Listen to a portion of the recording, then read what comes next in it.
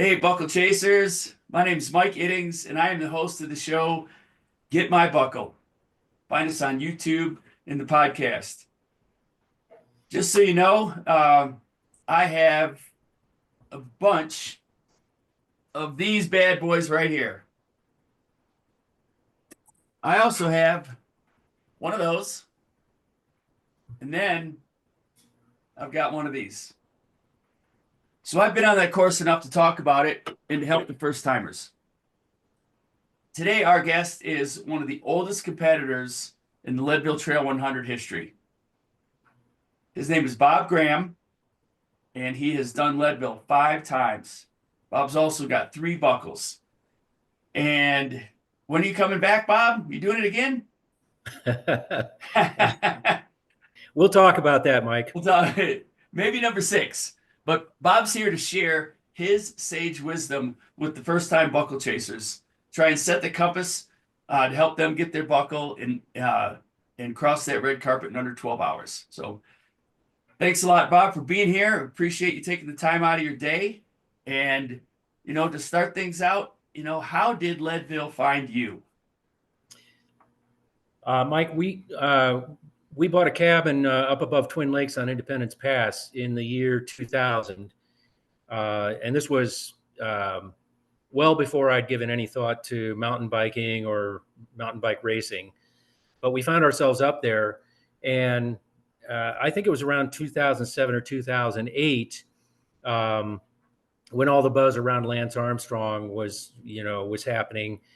And so I went to watch the race, and then I watched the next year, and I got to the finish line. You get to the finish line and you see people crossing the finish line and you're thinking, well, this is an incredible moment, but wow, what went before it? What had to go before this? And 2008, 9, 10, I found myself positioning myself at different places on the course and watching the race and just sort of trying to, man, what happens when these guys go around that corner and I can't see them anymore? Just found myself really, really intrigued with the race. In 2010, I retired after 30 years of teaching and coaching. And I didn't want to just sit down on the porch. And I said, I need a challenge. I want to go into retirement doing something epic, doing something big, a really big challenge.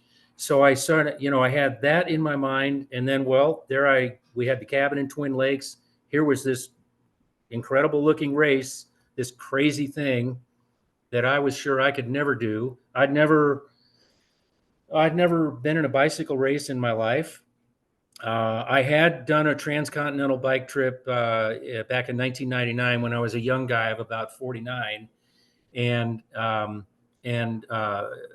But I'd done a number. I loved cycling, but all of my cycling had just been road cycling and trips. No kind of pressure of any kind. So I was like, I got to try and do this. And the word on the street was if you had a Lake County address, that you could get in the race. And so I put in with our cabin address. And bless her heart, Shannon Gibson, who was kind of, she was the what do you call it, the race coordinator at the time, got me into the race. And so there I was. Well, at that time, I was living in Illinois. Lois and I both living in Illinois. And it's like, well, how do I train for this thing? Well, I found this email group with this guy by the name of Art Fleming. And anybody who knows anything about Leadville knows Art. Right.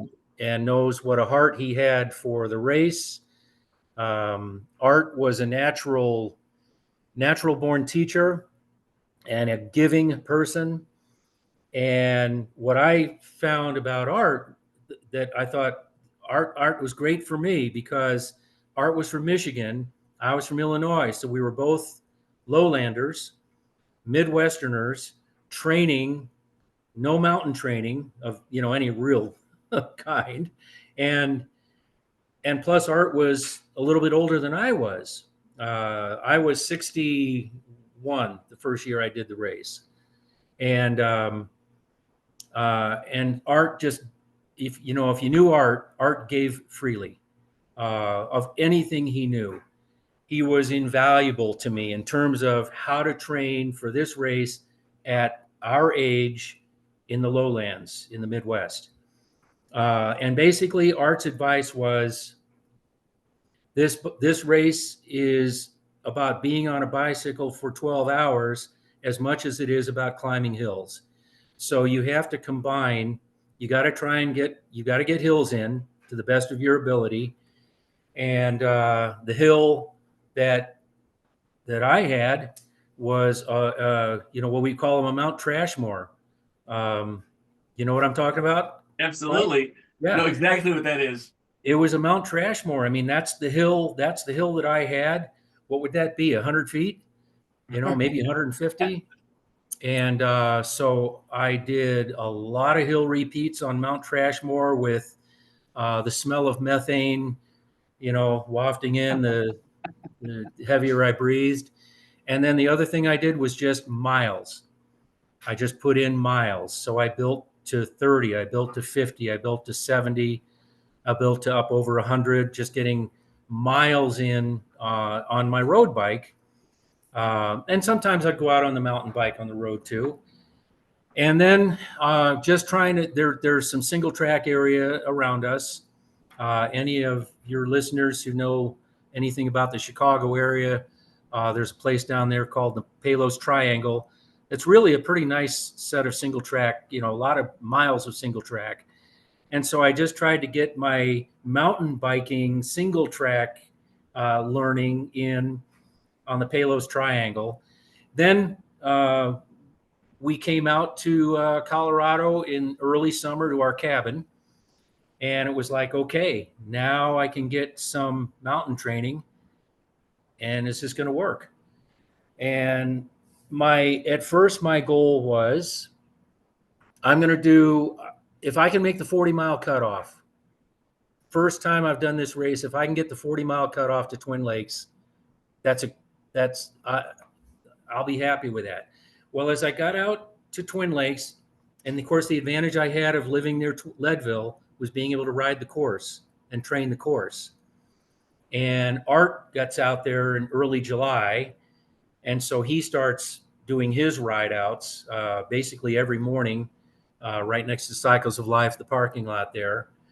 And so any people that were there, at first it was like 4 or 5 of us. And then as the summer went on, more guys start coming in. And this, of course, is where you start making your friends and making your lifelong connections with people and friendships with people, and meeting other people, and just expanding your friendship base and your cycling knowledge base. And then, of course, going out with Art on the course. As the summer went on, it was like, well, you know what? I know I can do the 40, and my goal began to be the 75-mile cutoff back at Pipeline inbound. If I can get the 75-mile. And it really wasn't until about 2 weeks before race day that first year that I started thinking, I might be able to do this. I just might be able to do this. And then sure enough, that year I did. I think I finished 11:26, and I was ecstatic with that. It's like, holy crap, I did this thing that 3 months ago I thought was impossible. And a year ago, I hadn't even been thinking about. So that was awesome. 2013, I came back for my second time, and I got my second buckle in 2013 and finished in about 11:44, 46, something like that.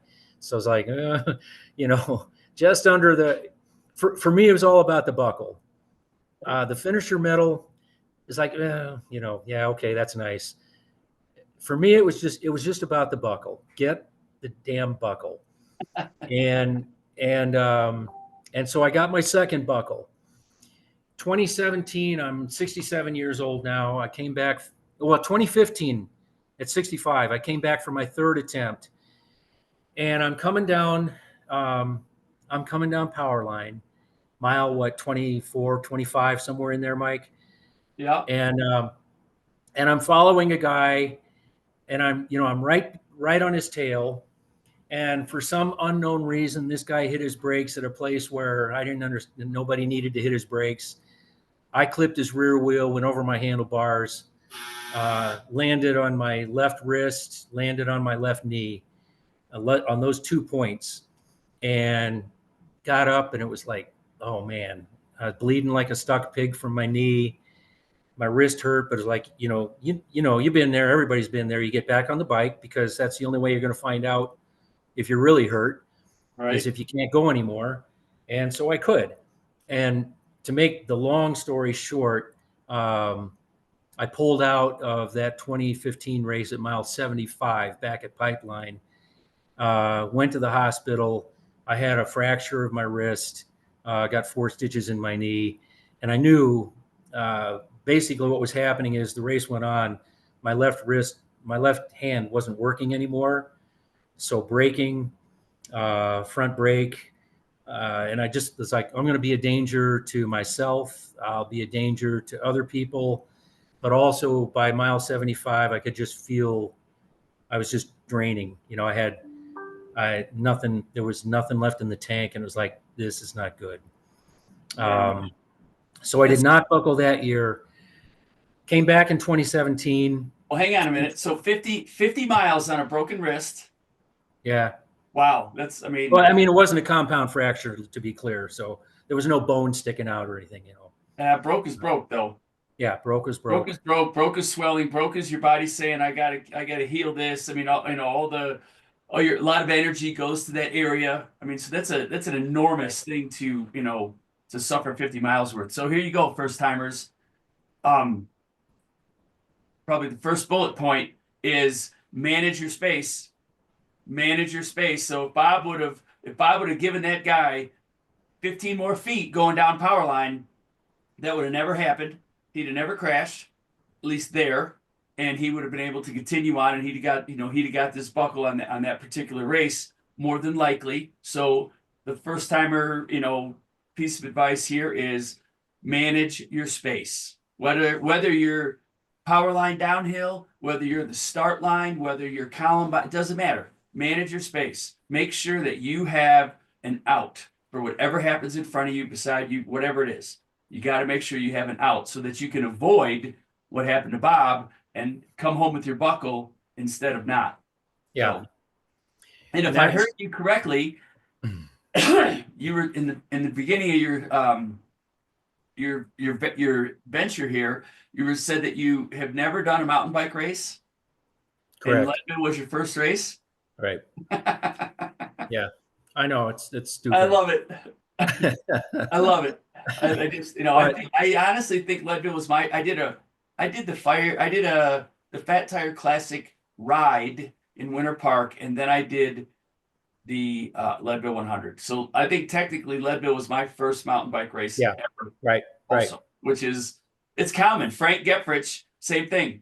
Another guy we had a guest in the show. His first mountain bike race was the Leadville Trail 100. Right. Yep.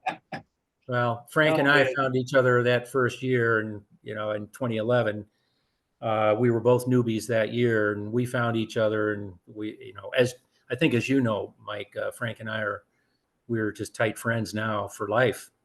Right. And I think in a way that's one of the greatest things Leadville does for you is the friendships that it makes. They're lifetime friendships. They really are. They really are. Because I think I can sincerely say that my closest friends that I have in my life are all Leadville. They all originated from Leadville. Yeah. And it's just a bunch of good people. It is. Yeah. Family. Yeah. When they say family, they really sincerely mean it. Yeah.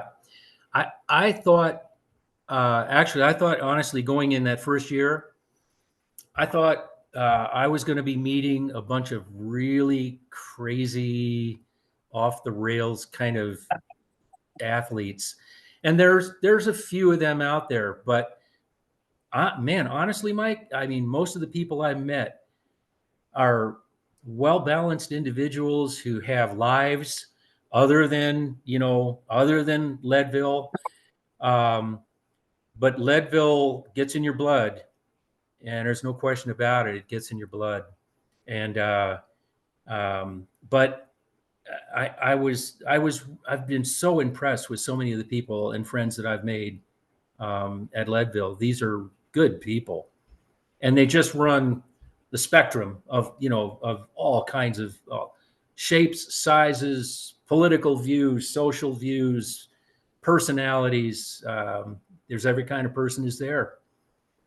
Right. I think a common denominator is everyone wants to test themselves. Can I do it? And if I know I can do it, how fast can I do it? How good can I be at this endurance thing? Yeah. For me, Mike, it was always, if I could get under 12 hours, sure. that was the thing. Oh, there's my wife. Hello. So can I get under 12 hours? And if I could do that, then I was happy. 2017, I went back because it was kind of like, there's something about doing something 3 times.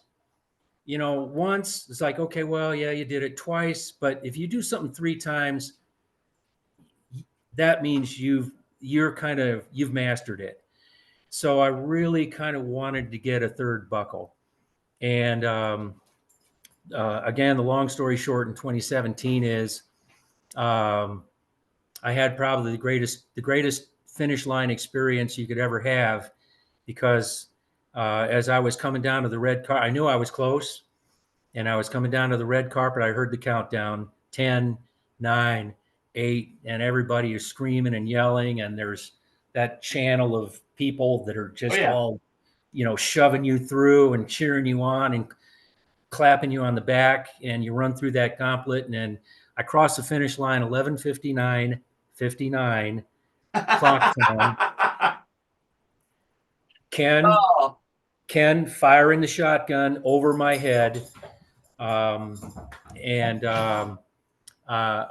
I am a little disappointed because I've got the video proof that I finished in 11:59:59, but my official time is 12.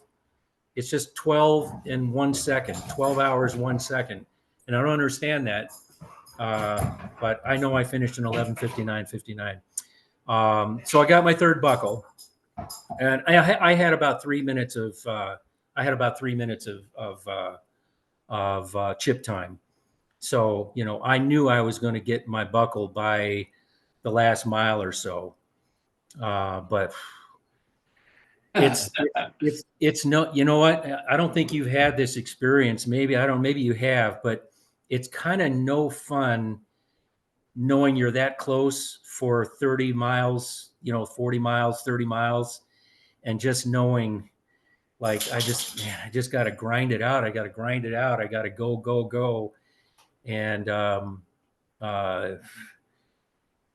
But it was a thrilling finish. So I kind of thought after 2017, it was like, well, I'm done. I got my 3rd buckle. That was kind of a goal. I'm 67 years old, and that's good enough. So I let it rest. Now, of course, by this time I'm going to the race almost every year because I've got so many friends that I want to see and help and support and cheer on. And I've crewed for some people, and made more friends. And it was, I think, a year or 2 ago, some of my friends began like, well, Bob, you got to do it again. And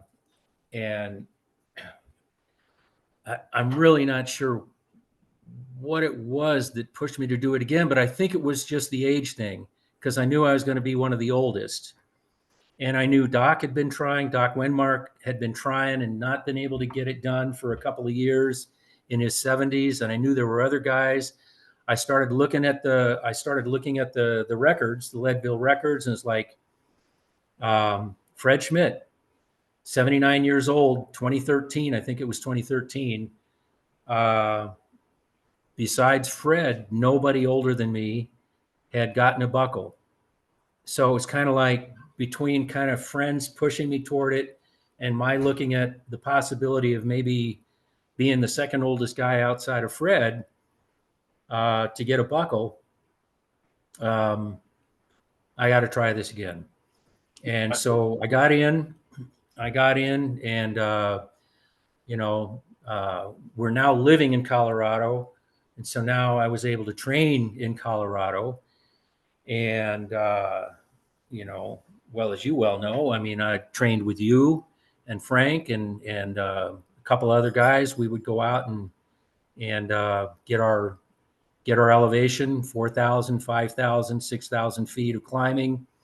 And I felt very, very good. Well, always a question mark with the age thing. It's like, is this going to be possible? But I felt, I knew every inch of the course now. I felt comfortable about the course. And in the training that I did on the course prior to race day, my times, my split times were pretty good. I was getting to Carter Summit right about where I wanted to be.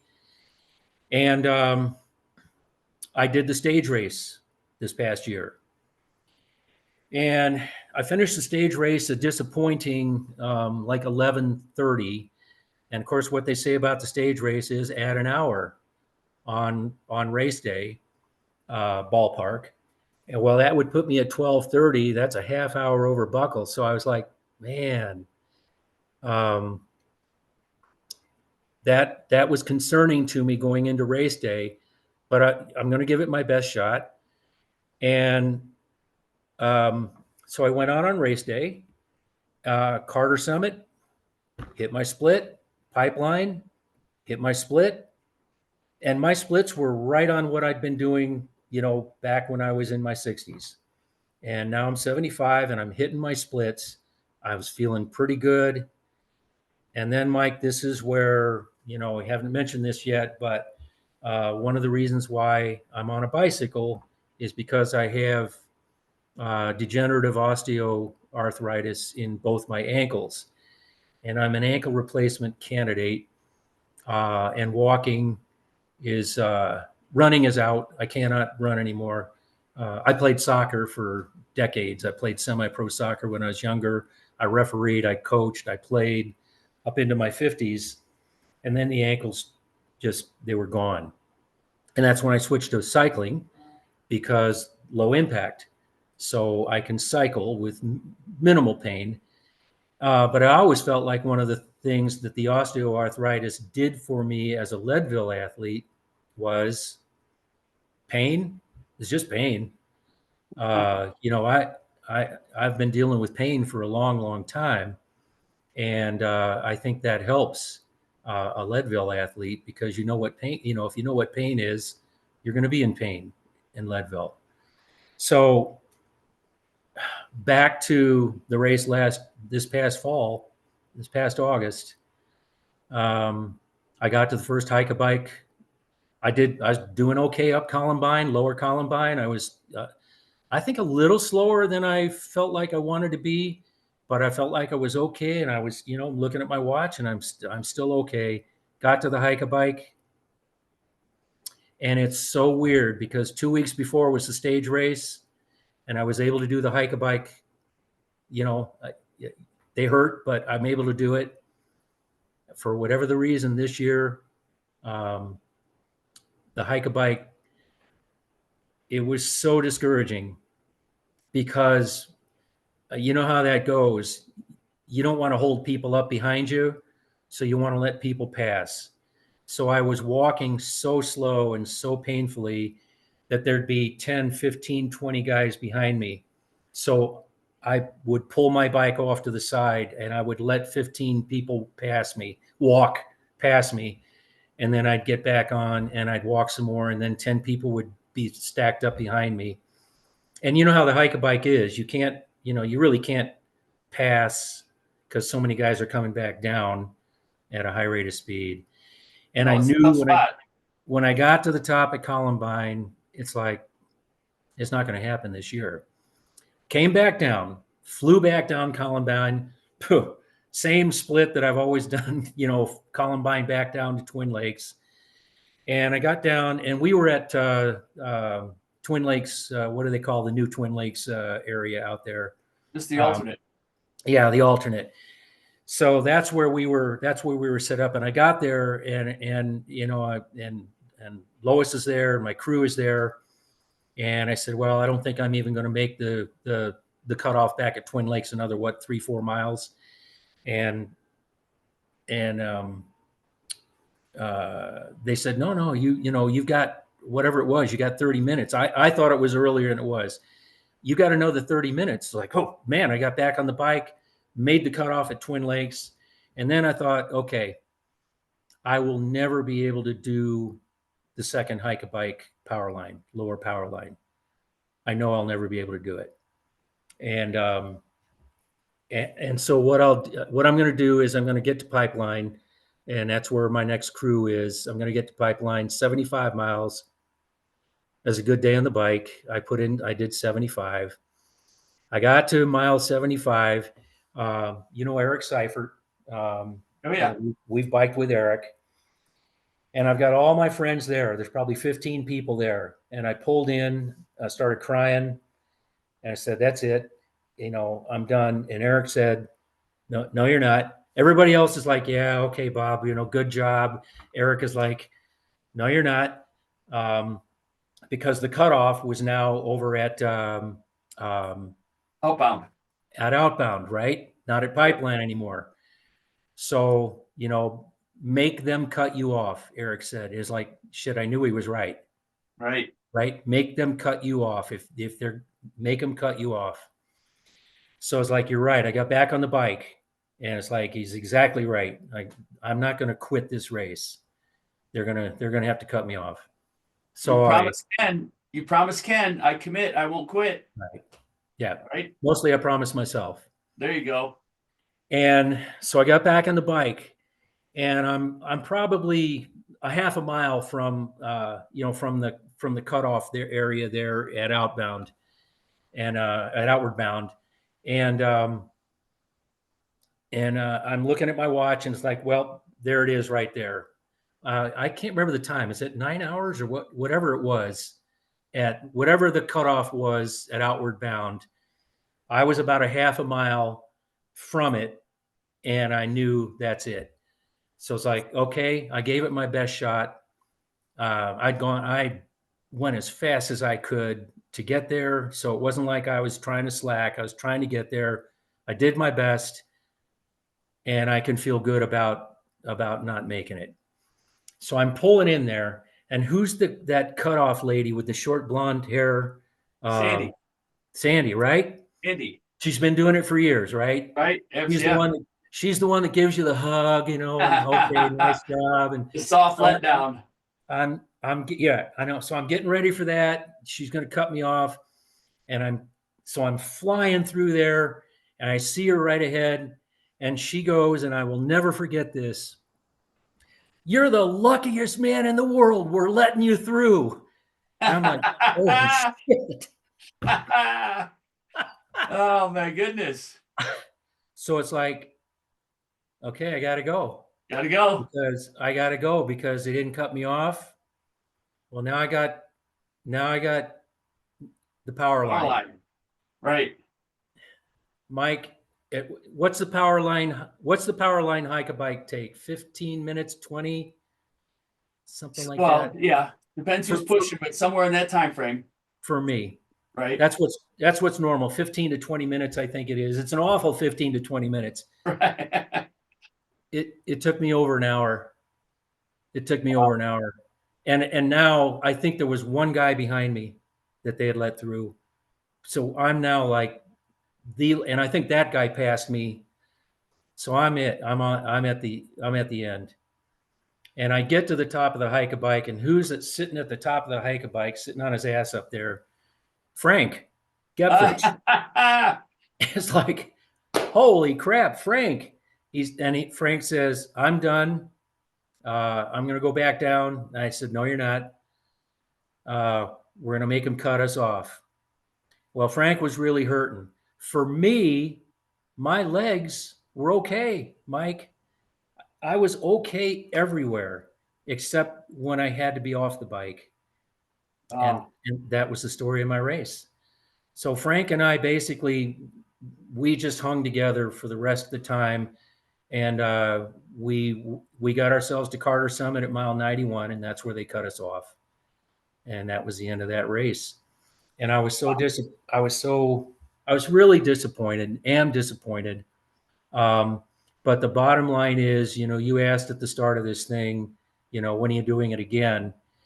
And the answer to that is I will not be able to do Leadville again until or unless I get my ankles replaced. And I am now planning on an ankle replacement.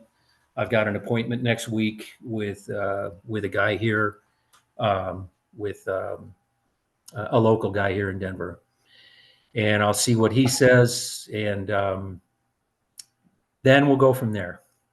So you're saying there's a chance? There's all right.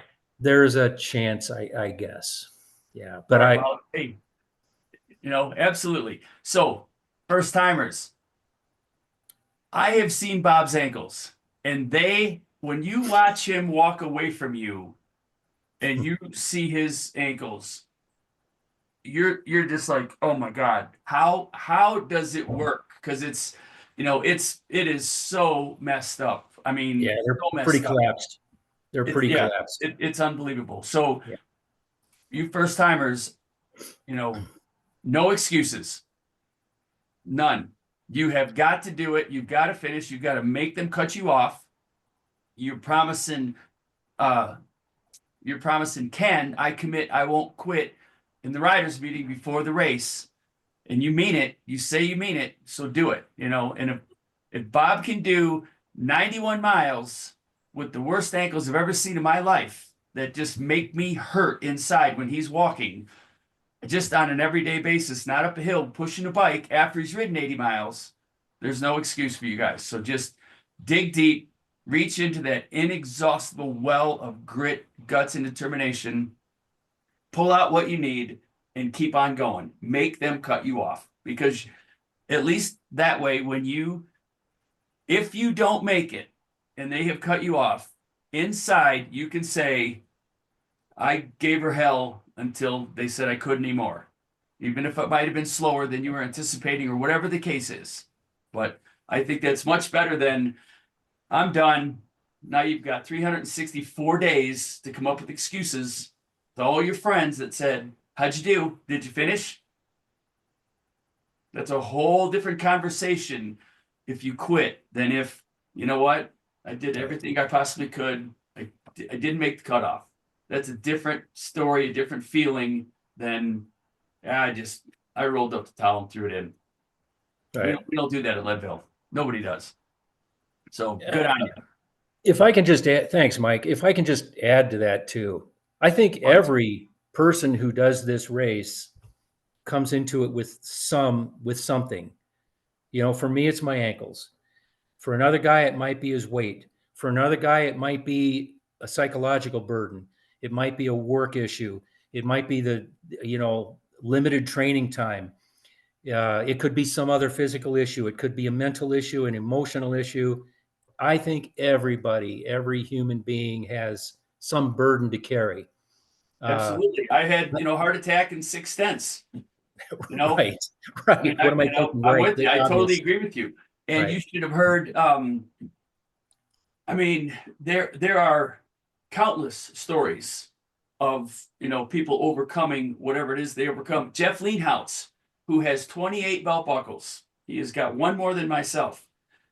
I just did a show with him, and he told me that, I don't know what year it was, but when you turn from the pavement onto the dirt at the start of the St. Kevin, Tennessee Creek Road, there's almost always a water puddle on the inside of that right turn. Yeah. He said he was going through the puddle. He hit a rock that was underneath the water he couldn't see, went down, broke his wrist, did 95 miles with a broken wrist. There we go. You know, Right. got to the finish line. He said he was turning white. He knew it was broke. He said, I was just trying to ride with one hand. I was trying to hold it up here, and ride. And he said, I got to the finish line. I went directly to the medical tent. I went directly from the tent to the hospital, and I got a cast within an hour and a half after finishing the race. Right. You know what? That's it. Grits, guts, determination. Right. That's Leadville. I mean, oh my goodness, gives me, I just get the chills just in that, oh my goodness, awesome. All right, Bob. So, let's help some of the first timers. When you've done 5 times now, when you start, it's 36 degrees, 46 degrees, somewhere in there. Yeah. How do you prepare at the start? And then clothing wise, and then how do you approach, what's your strategy on the start with all the people? Yeah. Yeah. One thing, let me start with how to dress. Because from my first year to this past year, I have dressed at the starting line with less and less all the time. I so overdressed the first year because I'm thinking, oh, it's so cold in the morning. And then you drop down in the valley, you're dropping down to the river, the Arkansas River, and it's even colder down there. And it's like, oh my God, my fingers, my toes, I got to wear this, I got to wear that. It's like, that's only for about 15 minutes. So yes, maybe, full finger gloves, yeah. Maybe some leg warmers, maybe arm warmers, but don't overdress. That's one thing. Second, I have never been concerned about where I have started. First of all, I was in, what was the new designation this year? The corral, was it Brown? Brown. I was in Brown 2, and I was supposed to meet somebody to hand off some water bottles for some people, and they didn't show up, and they didn't show up, and they didn't show up. I was literally the last guy in the Brown 2 corral starting this year. And for your first timers, Brown 2 is the absolute last corral. Right. The back end of the corrals, it's blue, and then there's white, and then there's white, and then there's brown, and then there's brown. So the Brown 2 is the absolute last corral that takes Right. off, which Right. doesn't really matter. It doesn't matter chip time wise, because you are recorded when you cross the chip timer underneath the arch for Leadville. So your time is going to start there. It doesn't matter how many people have went in front of you. It's going to be your time, chip time, based on when you cross that at the start and when you cross it at the finish line. Right. Exactly. Right. The problem will be, if you are a faster rider, the problem's going to be the congestion on St. Keevan climb. That's where the potential problem may exist. Right. Right. This year, there was less congestion on Keevan. And I can speak from a guy, the only guy who started behind me, I think, was Mike Hall, right? Ty Hall, the Dream Chaser. Right. Right. So I can speak from experience that I think the additional corrals this year and the way they spread things out a little more, I think helped. I was able to get up Keevans without getting off my bike. There are, when you're in that back group, there are some walkers already on Keevans. My feeling about that is, if you're walking on Keevans, you're going to have a hard time. You're going to have a hard time finishing this race. Would you agree with that, Mike? I totally agree. I think for you first timers, I think St. Keevan is a very good barometer for, to telltale you and the race. If you get to Leadville, it's the easiest part of the course to go ride initially, right? You ride out of town, you ride down Tennessee Creek Road, you turn left, you go up St. Keevan. If you cannot ride St. Keevan, you either didn't check the fitness box, or Right. your gearing is wrong for you, which is a big one, Right. you know, or you're It's just going to 10 have a o'clock. bad day. You know, you're not ready. And if you can climb Kevin and you're not turning yourself inside out and redlining, you can feel pretty confident that, you know, you've checked the first box saying, okay, I've got that. I've got a really good chance of doing this. But if you can't, you might want to consider changing your gearing down so that you can divide the load and you don't burn as many matches going up Kevin. Because if you burn them all going up Kevin, you know, you're going to need more of them throughout the day. So I think Kevin is a great reference point as to, you know, where you're at. And if you did what you needed to do to finish Leadville. So, all right. So Agreed. let's start. You don't care where you're at. You don't have much, you know, you just Well, would take off. Yeah, Mike, I would say it's not that I don't care. It's just that, you know, that's where I get put. And then circumstances this year stuck me at the back. And it was just, it is what it is. The point is, you can start this race at the very back of the last corral and you can still get a buckle. I think get a that's sub-9 buckle because Ty Hall has done it for, you know, a dozen years. So That's it's right. possible. That's right. If that's the case, you better double check the fitness box. Right? You got to work on your motor, you know, and for first timers, you know, it's not all about the bike. It's all about the engine. So if the engine is strong, you're going to be fine.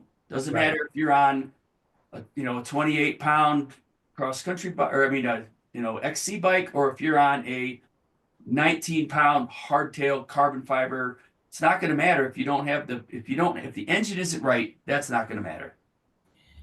Art Fleming had the great phrase, "It's the Indian, not the arrow." And my first two buckles were on a 26-inch Trek 8000 aluminum frame, pull brakes, where I have Continental Race King tires, I think, which were excellent. And I got two buckles, you know, on a 26-inch aluminum frame bike. So yeah, it's way less about the bike you're riding than it is about you. It's about you. You got to get yourself ready. All right. So what did you do? What was your fueling strategy? You know, how did you do with your fueling, and you know, what did you learn? What did you do right? What did you do wrong? Yeah. I think fueling for all five of my races, fueling has not been an issue for me. I've never had a stomach issue. Never had. I've had some cramping issues, but nothing that took me out of a race. I always went with again, because I was a total novice back in 2011. I always went with Art Fleming's advice. And his advice was, because this race is about altitude. And that's what makes this race the most difficult race, I believe, is the altitude. You know, there's other 100-mile races, and I think there's races that are more technical, more quote unquote difficult, but it's the altitude that sets Leadville apart. And that's where you've got to get your nutrition dialed in. Art always said, and this is what got him, I think he got 9 or 10 buckles, and a few of his in his 70s. He always said, because you need your brain to be working in this race. He said, don't go with solids. Go with liquid for however many hours, 12 hours. And I always did that. And he had this combination of heat mix and Nun tabs. And, you know, he got that mixture together, and that's what I followed. And it worked for me in 2011. It worked for me in 2013. I'm thinking, well, if I change that up, if this has worked for me, and I think this is the important thing for every racer, you've got to find out what works for you.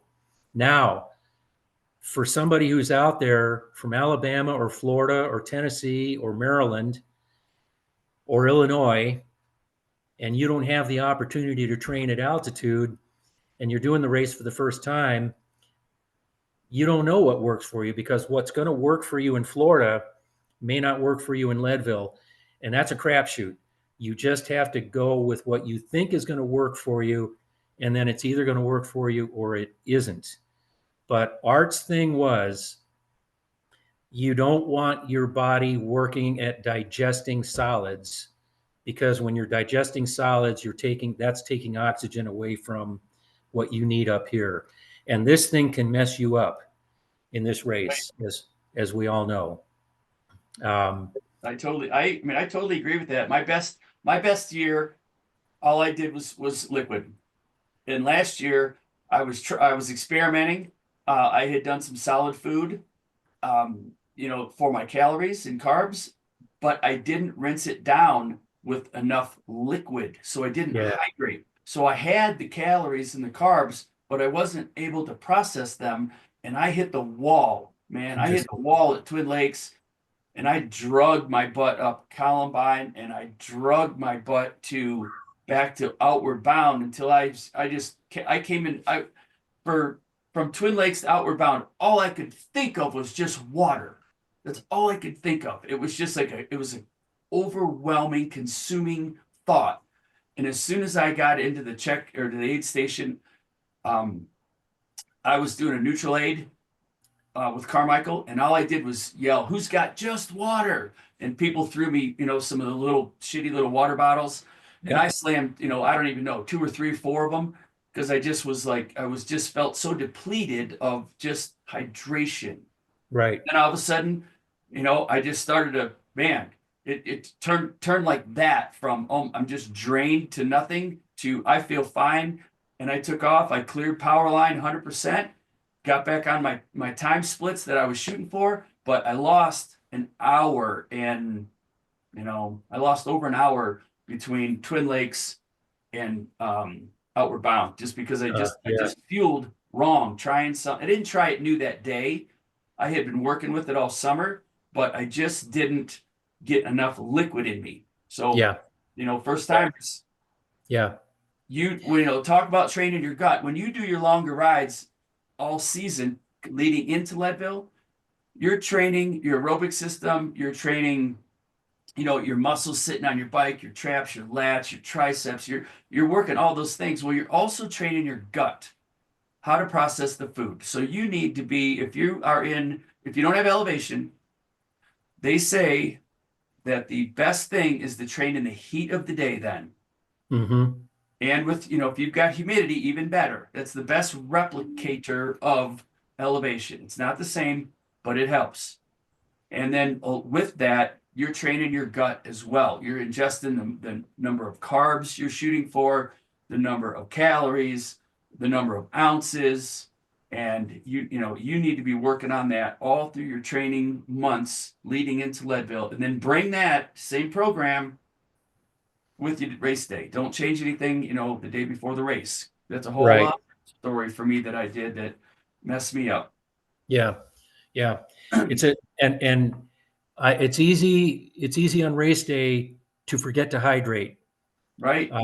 It's easy to forget. You got a lot going on. There's all these people around you. You're on the high of race day. Adrenaline is pushing in a way that it's never pushed when you were training. And it's easy to forget. And you have to, I keep going back to Art Fleming because he was the guru, in my opinion. He had a timer. Now we've got the timers on the Garmin, but this was back in the old day.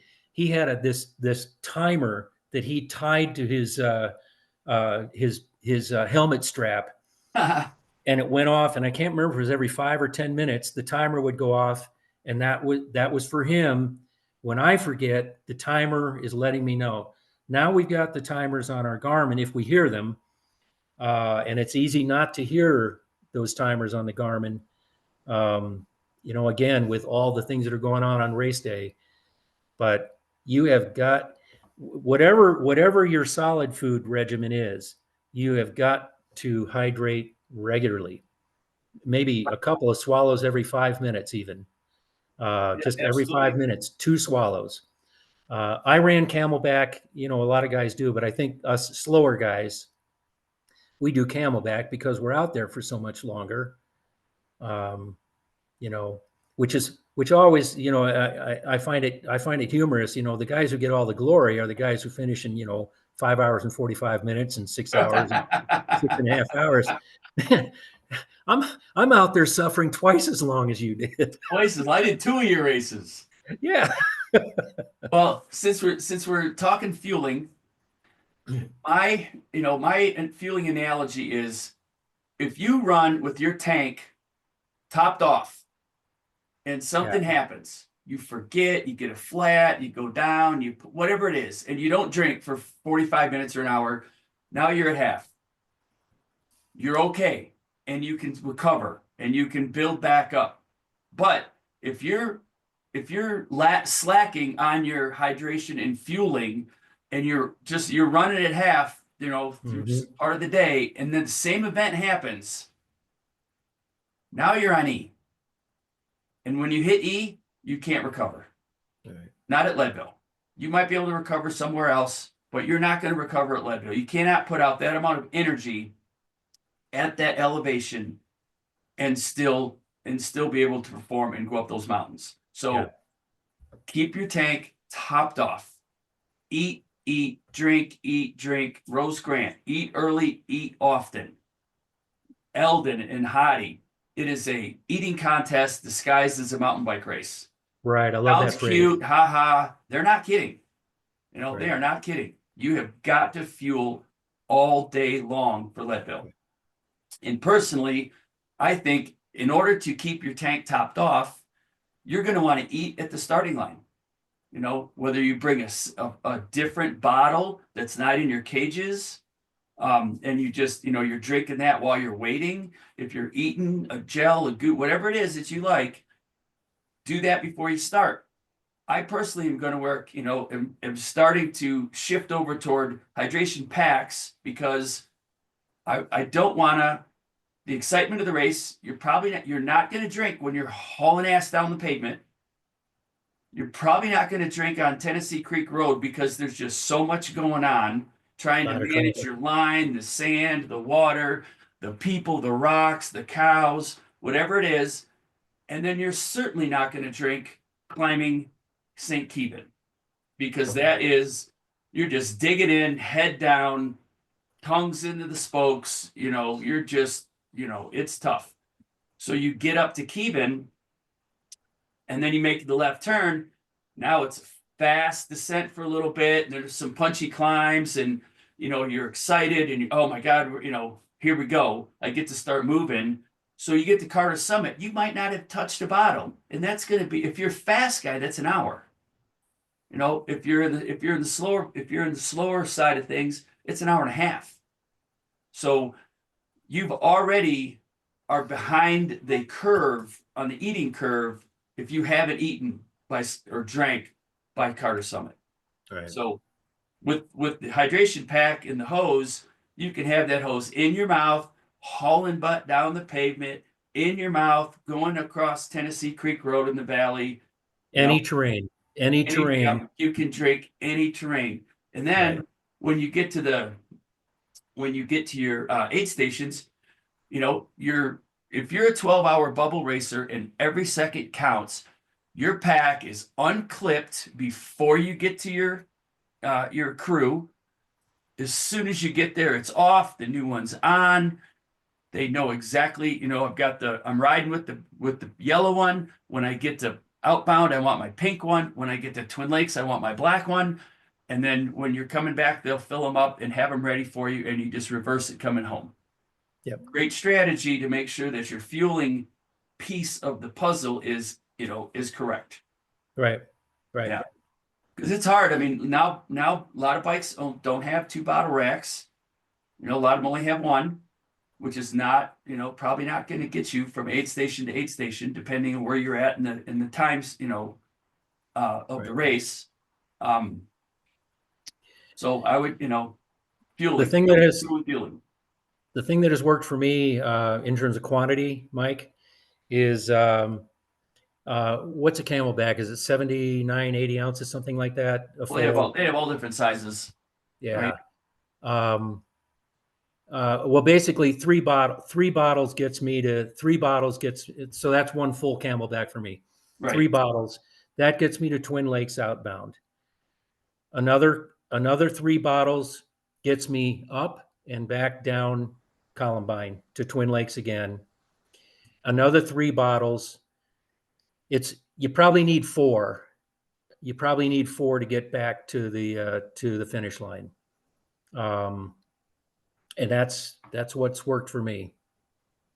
So you got about 10 bottles. So if you did 4, you'd have 10 bottles in 11 hours ish, 12 hours ish. So depending what the content of those bottles is. But for your first timers, these are reference numbers. You have to figure this stuff out on your own.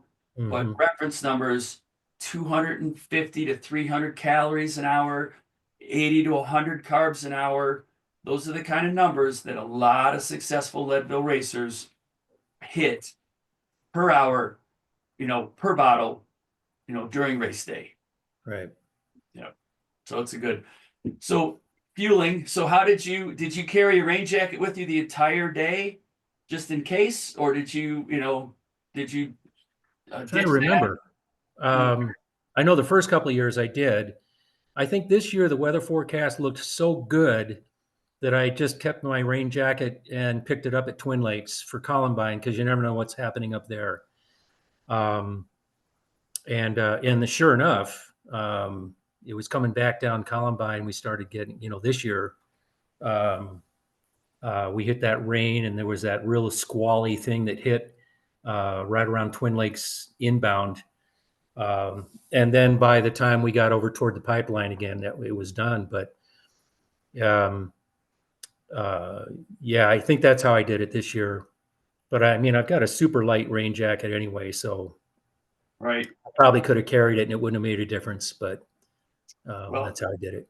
Here's a pro tip for the first timers. I personally will never not be without my rain jacket, just in case, because I'd say that's smart.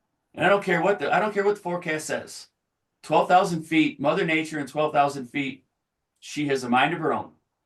And I would rather be safe than sorry. And in my rain jacket, in one of the pockets, I will have rubber gloves and I will have a shower cap, because in the event that it decides to sleet, to hail, to rain, to snow, whatever it is, which believe me, it does, and it has, if you're caught in it at the wrong time, if it's the perfectly wrong time, and you are soaking wet, and it stops, and you're at the top of the hill, and you've got a 45-minute descent or a 20-minute descent, no bueno.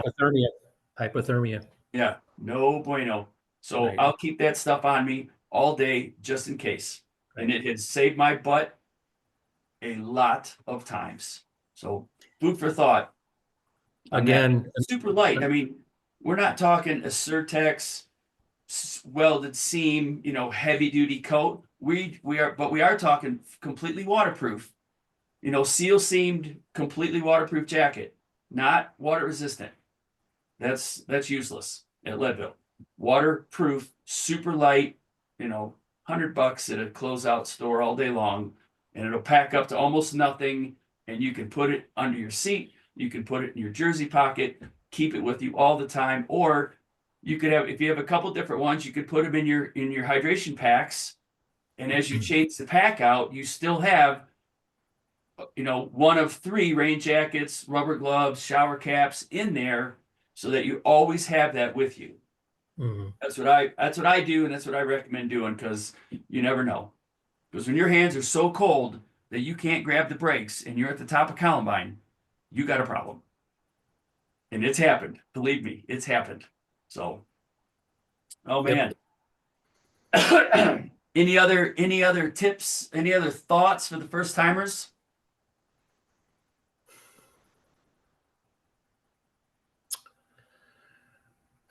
Not that I can think of offhand, Mike. I mean, I think the biggest thing is just for first timers, it's all about the training. get yourself ready. And, you know, I go back to the advice I got from Art. It's about 100 miles on a bike for however many hours that is, 8, 10, 12 hours on a bike, as much as it's about mountain biking. You know, as we know, Leadville is not a super technical course. On the other hand, if you take that advice too lightly, you can be in real trouble coming down Power Line or even coming down Upper Columbine. Um, um, you know, if you just think this is like a walk in the park in terms of technical, you hit the wrong line coming down Power Line, and you can be in big trouble really fast. But it's mostly just get yourself prepared and get your hours in. Got your hours in on the bike. And Right. another piece of advice I got early on from Tom Lining, who was a friend of Art's from back in Michigan. And Tom told me early on, if you can keep moving, keep moving. Don't, I'm tired. Oh, I'm just going to take a little rest here. I'm going to get off the bike and sit down for a minute. No, no, no. Keep moving. And if you can keep moving, you can get a buckle at Leadville. Now, obviously, you do have to keep moving at a certain pace. Um, but you know, you can figure all that. You can figure all that out. I mean, I think it's it's something like 9.5 miles per hour average or something, Mike. That'll get you a buckle, I think. I Right. don't. Yeah, it's something right in there. You know, so if you can average 10 miles an hour, you got a buckle. Um, but when you feel like, you know, well, if I just take a little rest here, keep moving, stay on the bike. I took a felt tip pen and I wrote that on my across my handlebars on my Trek 8000. Keep moving, and it was good to see. Right. That's great advice. And I parallel that 100% because you got to remember the first timers, you got to remember you are racing the clock. So when you stop, the clock doesn't stop.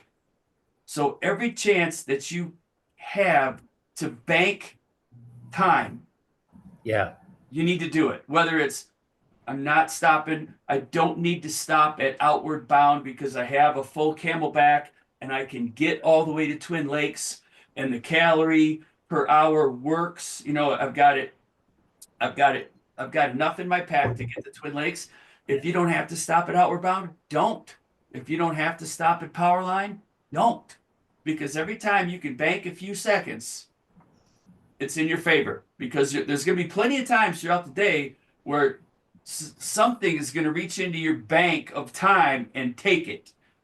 Whether it's a cramp, whether it's a crash on power line, whether it's it just doesn't matter. Whether you got to put your rain jacket on, whether you got to take your rain jacket off, all those times that actually take time away from your banked account toward your buckle, it all matters.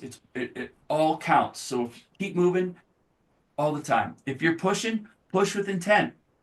You know, Bob's got a little different scenario with his ankles. You know, he wasn't able to keep up with the line of pushers.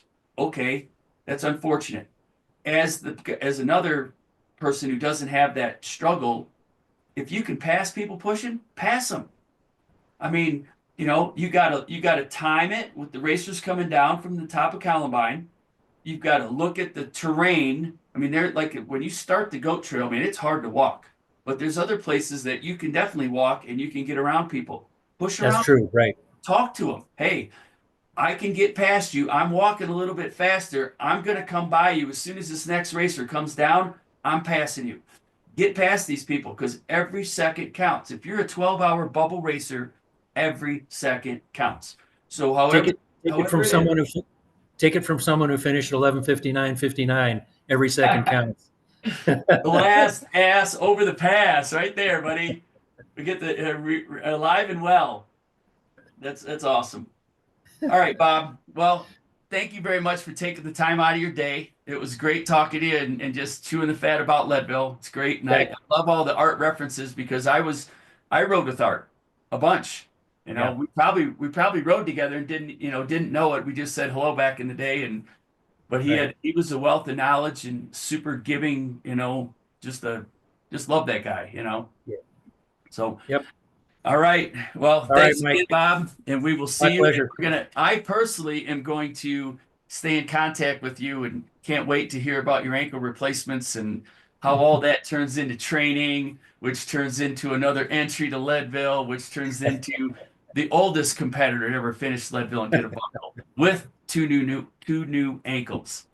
85 years old. Here I come, man. Amen. Amen. All right, All right, Bob. Mike. I'm gonna show some of our discounts. The people who are helping us align with the show and helping the first timers. So here we go. Bird wheels, rope spokes, carbon hoops, super compliant, super comfortable, super light. Great wheel set. 20% off with Get My Buckle. We got quicker stuff. They say it's the last rack you'll ever buy. And I have them, and they are great. They are super heavy duty. $25 off with Get My Buckle. 100% glasses, goggles, even prescription glasses that you can have, race glasses with your RX in them. Helmets, gloves, Alpine Fuel Nutrition. Lindsay, she's a science nutritionist. She would be able to help you figure out your calories, your carbs, what to eat, how to lose weight. She's got a discount. Reach out, Mike, Get My Buckle, and I'll get in touch with her. And then Carbo Rocket, great fuel source for Leadville. Great fuel source. 25% off your first order with Get My Buckle. So thank you, first time buckle chasers. Use our companies that are aligned with us. Help you get your products, get this compass set in the right direction. So, all right, we'll see you at the finish line. Thank you.